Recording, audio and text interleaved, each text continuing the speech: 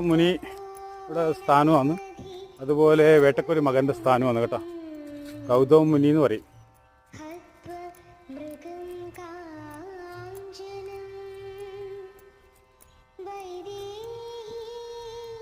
നിങ്ങൾക്ക് ഇങ്ങനെ കാണാൻ ഭാഗ്യം കിട്ടിയില്ലേ? ഇല്ലേ? അപ്പോൾ അതാ പറഞ്ഞേ.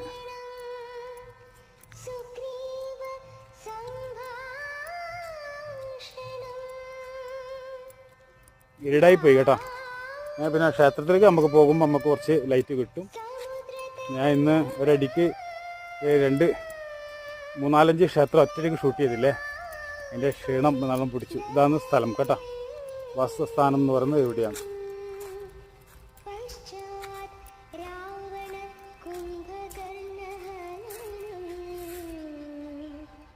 ഇത് അരിയാലിൻ്റെ ചോട്ടാണ്. പക്ഷേ ഇതെന്താ അരിയാലിൻ്റെ തന്നെ. അരിയാലിൻ്റെ ചോട്ട്